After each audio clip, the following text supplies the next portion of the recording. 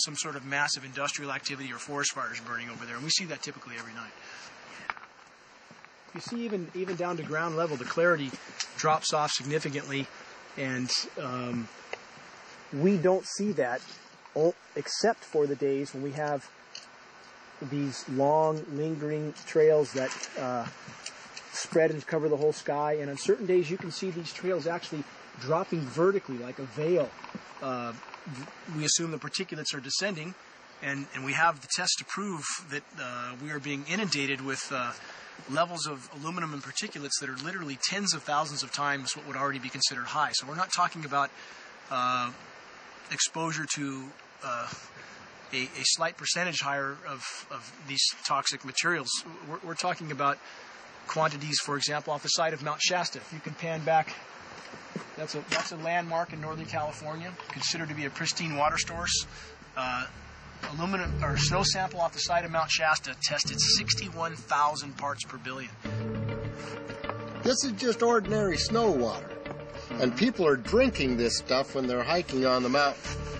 And remember, government action is required at 1,000. This is 61 times over the government limit, and our hikers are drinking this poisonous water on Mount Shasta Mountain itself. Barium, 83. Strontium, 383. So this summer, the people climbing are drinking poison. Basically.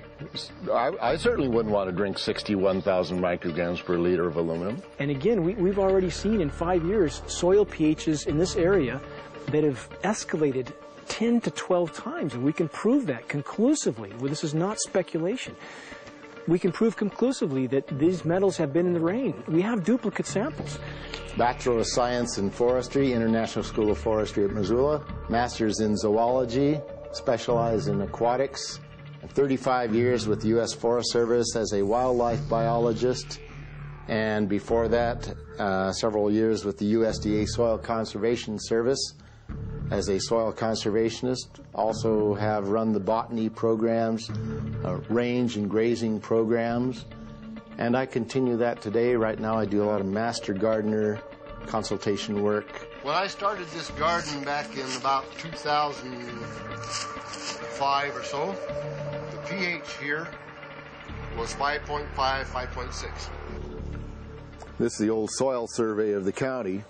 You can look at the page right here. This is my soil right here. It's a Dietz 125, 126 here at my house. And here, the soil reaction pH should be between 4.5 and 6.0. And over there in the pure mud, it's even a little darker. It's 6.8 right there. And what can this do to plant life and ecosystems? Well, you haul one of these things out and you start looking at the little things that are crawling around the soil. A lot of times they aren't there anymore. The little soil arthropods that you can barely see on a microscope, you can actually see movement with this. Little tiny macroscopic, look like little moving pieces of dust. Those start to go away. They're not gone entirely, but they start to go away. This is black oak acorns. You know, this is pieces of cedar wood. You know, come on, folks. This should be very acid, and I'm getting 10 times higher than expected. And there's something really wrong here. Well, you can see all those reports, lots of them. You have over 20 reports here. Well, at least 20. I'd say it'd be closer to 30. All revealing dangerous amounts of aluminum and barium. You know, the science is there that something funny is happening. And the naysayers say, well, so what? Isn't neutral good? Well, no, neutral's not good. Neutral is not good. If your soil is supposed to be 5.6, it should stay 5.6 if you want the forest to be healthy. And if you want to grow a good garden, you have to keep your pH around 6.0, 6.5. I think that we just need to wake up and just look at what's happening, because we can't just ignore it, because it's going to get worse and worse if we just keep ignoring it and pushing it away like, oh, that's nothing. There was mason jars, and they were brand new, sterilized, and and that's what we catch the rain in. And then there was a HEPA filter that we tested the air with. Okay, so you caught rain and then you basically filtered air. What did you find? Aluminum and barium. Here's another test that's revealing 375,000 parts per million aluminum, barium at 3,090, and strontium at 345. Yeah, that's from a lined pond. With EPDM fish-safe pond liner, there is no chemicals, manufacturing materials at all in that pond liner that's available to the aquatic life. It's designed for that purpose. The well that feeds this pond has been tested and retested. ND, no detectable aluminum, 0. The only other place this pond can receive water is rainfall. We are located on a filtered, forested hilltop, miles and miles and miles away from any industry, highway, and so forth. After several heavy spray days, there was a film that we received formed on the surface of the water, and we tested that crust, and it was aluminum and barium. That after a year and a half's accumulation had 375,000 parts per billion of aluminum in it. It's literally toxic. We can say conclusively that what we see in the sky matches expressly what's outlined in numerous patents, and the materials on the ground match those patents. This material was not there 5 years ago. It is a recent phenomena in the quantities it's in. It has escalated in some cases 50,000% in 5 years in the case of aluminum. From our original baseline reading of 7 parts per billion, which was already high, it has escalated up to 50,000% in 5 years. And we've seen profound changes in that time. Dr. Leonard Time, PhD in chemistry, I cross-checked with him, and he says the oxides of aluminum, barium, and strontium will drive your pH into the coastal, from an acid soil like this up into the neutral. There's no question about it. And that's exactly what you see happening. Wow. I have a doctorate in inorganic chemistry from Oregon State University, in which I was working with different metals and oxidation states, and then did a postdoctorate work at Brandeis, where I was working stabilizing off oxidation states of different metals. The goal is to sort of figure out how everything fits in the dynamic equilibrium of life. I was working with Francis up in Mount Shasta, and he showed me some rainwater analyses that had to do with levels of aluminum, strontium, and barium in the atmosphere. So I feel the major toxin in these chemtrails is the aluminum. And from the levels we were looking in at Mount Shasta, this is totally, totally unacceptable. When you get to metals and biological systems, you're no longer talking about the bulk aluminum that people think about when they're drinking from soda pop cans and that. So once it gets to the aluminum oxide stage, it just forms a plaque within your arteries and shuts down life. When you take elements that normally aren't out in the environment and you start putting them in the environment, it raises some serious red flags. Aluminum is a very specific, nasty in biological systems. It takes that site and it never lets go, and it shuts down the site, and that's it. And so as you accumulate aluminum over time, it causes major neurological damage because it ends up as aluminum oxide that's essentially stuck in place and can't be flushed out by normal systems. At the core of everyone's condition, there's always some level of toxins. And aluminum is known to have cancer-causing effects. The half-life is decades.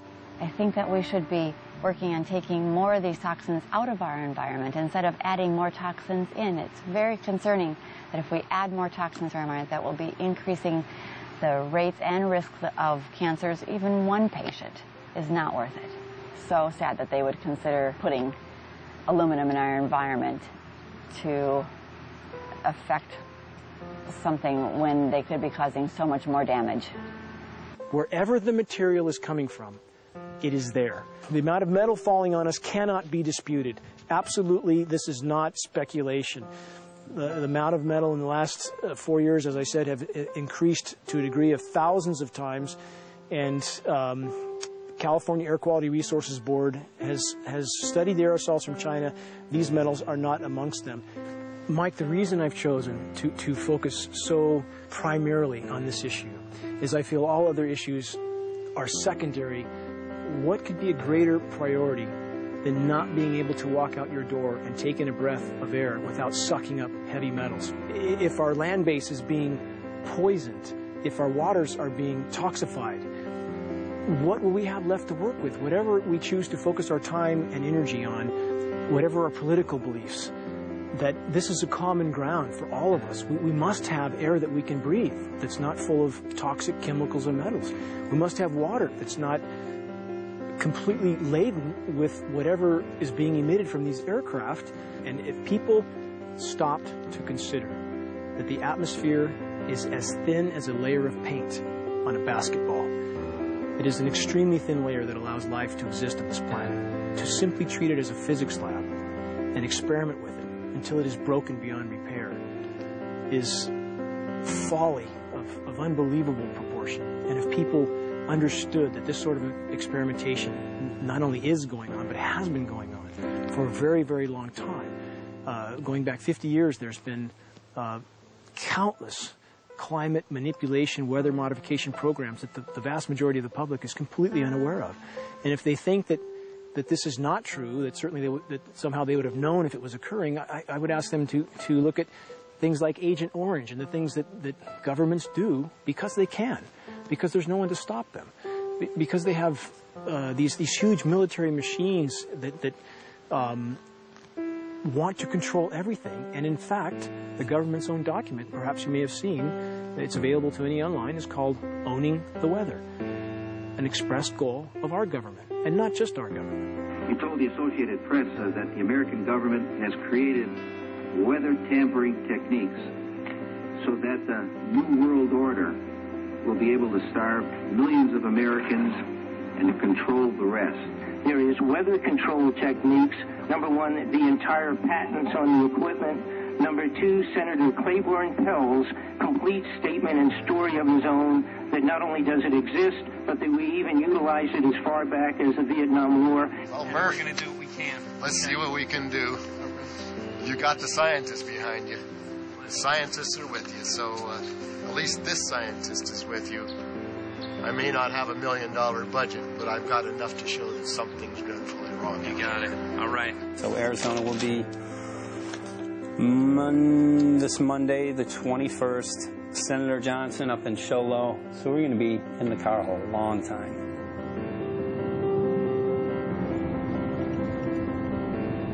Well, it is such a pleasure.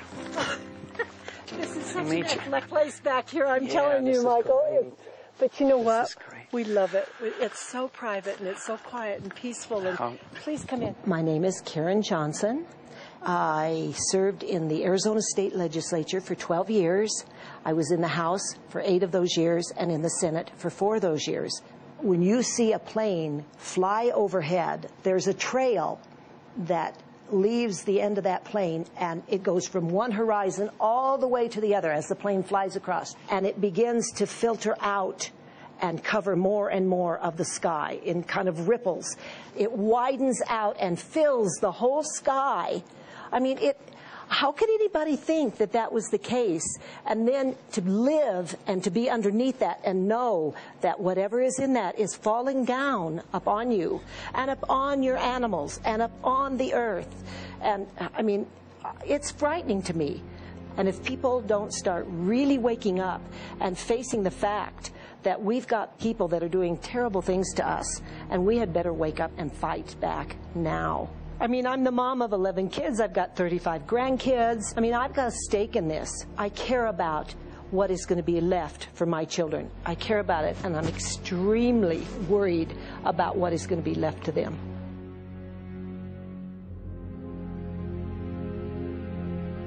Aluminum is toxic, and we know that it's accumulative. And we know that we're getting more. So we're absorbing it in the air. We're drinking it in our water. So we are accumulating more. So the thought of more aluminum being dispersed in our environment in the way that you mentioned is very frightening to us and very disturbing to us. those of us who have done any research on this are really quite concerned that we are ill-informed about this issue, and mostly that it's being done. Aluminum is toxic. We know that it is. We can debate as to the amount of toxicity that is going to be disturbing the body, but as far as really accepting the fact that it's accumulative, it's synergistic, then we have to conclude that it's not a good idea to put it in our atmosphere, especially when we know we're getting increased amounts, and especially since we know that the scientific communities around the world are pointing a finger at the heavy metal toxicities, at the toxicities that we're absorbing in the day-to-day food that we eat and the air that we breathe. The concern is off the charts about why is this happening? Why is this being allowed to be sprayed continually all over the United States, all over the world? Who is paying for this? I mean, the incidence of Alzheimer's has just skyrocketed, which evidently has to do with an accumulation of aluminum in the brain cells. I mean, I think almost every family has been touched by a member as they get older having Alzheimer's. And it's a horrible disease. And to say that, well, this just came because people drank soda pop out of aluminum cans, you know, when my father passed away with Alzheimer's and he didn't ever drink soda pop, you know, that explanation doesn't ring true with me. And so I'm wondering, how much did this chemtrail spraying back in the Illinois area affect him? Aluminum and fine metal is an accelerant. A friend who's a firefighter up in Pine, Arizona for 20 or 30 years says that the wildfires now that they're fighting are way beyond anything they've seen before in intensity. And when you look at the air samples and you see the fine particles of aluminum, which is very flammable, and magnesium settling on the trees, this is causing unprecedented savage wildfire. But if you look at this, you can see these are parts per million. They sent this to me, and I just found this to be extremely interesting because we should have like 2 parts per million of aluminum in our air. And this is saying that there's 39,000 parts of aluminum. That's astronomical. Barium is high. I mean, these are way off the charts of what people should be breathing or what's coming down on them. And, you know, if people wonder why their health is deteriorating, why they're having to go to emergency rooms, why they can't breathe, you know, why they're getting Alzheimer's, this has been planned. We have elites, I don't know what you want to call them, one-worlders, Illuminati, whatever you want to call them. But with these people that don't care about the average person. They only care about themselves, their greed, their power, and if they eliminate, you know, 2/3, 3/4 of us from the planet, so much for the better for them, because then they don't have so many people to have to herd around and worry about. So this is a lot what this is about, and this is very, very alarming and scary. I mean, where is this stuff coming from, and why? Why is this kind of stuff being put out there? You know, I've heard different explanations about, oh, we need to cool the planet, all this and that. But if people are up there trying to cool the planet, why do they need all this kind of stuff in it? The explanations just never have really rang very true. And as I'm setting up the equipment, she looked at me and she said, all these trees here are dying. And I said, what? She says, all these trees in here are dying. So I thought, well, I'm going to test for aluminum because that's one of the key things in the programs that we're talking about, and titanium. And I took some of this bark sample and tested it, and it came back positive with aluminum and titanium. Then I started traveling around California, noticing the same thing. In Lake Tahoe, there was a lot of the same type of bark all through Sacramento area and Davis. Just about everywhere I went, I was noticing this silver white bark. What I think's happening is these chemicals are getting down and destroying the roots. And then as they come up, they're going out into the bark. Those 2 right there are the ones that are just It just hurts so bad to see these two, because look how old and big they are. We probably lost 40 trees right here on our 10 acres. Every week, every other weekend, we'd see another tree that was beginning to die. And I mean, it's just so sad. We'd just cry. And to think that that might have something to do with it, along with their other explanations, would really, really frost me. Every time you lose a tree, you know, it's not good. It's just sad. And there's another one over here in this little group of trees here. Don't you feel better when you stand up and fight than if you crawl down in a little hole and go to sleep? You know, I mean, my gosh, people, your families are out there, children are out there, your grandchildren. I mean, you've got to do something to help.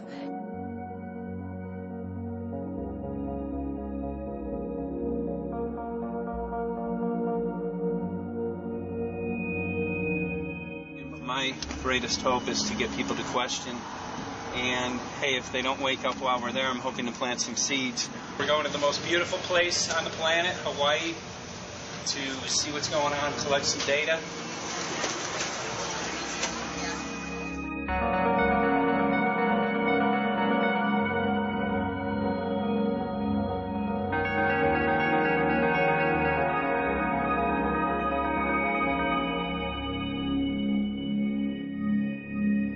Thank you for having fun with us. Hope you enjoyed the trip. Have a great vacation and welcome home if you're lucky enough to live here. Thank you.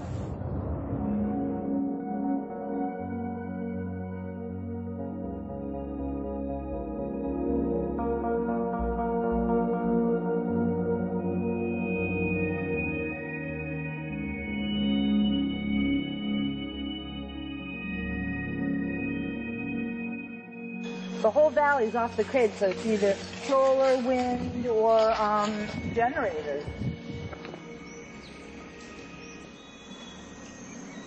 Look at this, man. Yeah, the mind can't even conceive of a dream of this. Right. Yeah, right. Even coming here, and one would never think, you know, in paradise that it's getting destroyed. And they're doing it island style. They do it off the island, right? They do it off the island. So they don't, you know, you don't see the chemtrail airplane. The theory is that they're spraying offshore, and it's coming in on the. And it's coming in. Now these are coming from the west. They're also spraying on both sides today. A lot of this stuff is actually chemtrails coming this direction. There's material that's blocking. We should be able to see to the horizon, you know, where the Earth curves, because we're high enough and we have the ocean, right? So we should be able to see. We should be able to see the Big Island. It's only 30 miles away. And you can see it's not a blue sky behind it. That's the key. It's all, you know, has that kind of weird looking blue, like silver blue, I call it. And this is a nice day. You know, there's no more blue sky. The night we're going to look at the stars at night. And it's like, you'll see, you can count them. There's so few stars at night now. There should be hundreds of thousands of stars, and I can count the stars. There's like one here, and one planet here. It's like, you might see, some nights you'll see 100, some nights you'll see 10. This is what concerns me, this kind of stuff right here. It's just soft. Okay. This just comes right off, this bark. That's not natural. For I've seen hundreds of thousands of coconuts, and I've never seen it falling apart like that. Look at this, you guys. I've never seen anything like this. I used to trim trees all the time on the Big Island. I've never seen anything like that. That's why I'm concerned. Not an easy task that you have here on the island. I could see the skepticism because it is so far beyond anybody's reality. It's amazing. It's just amazing to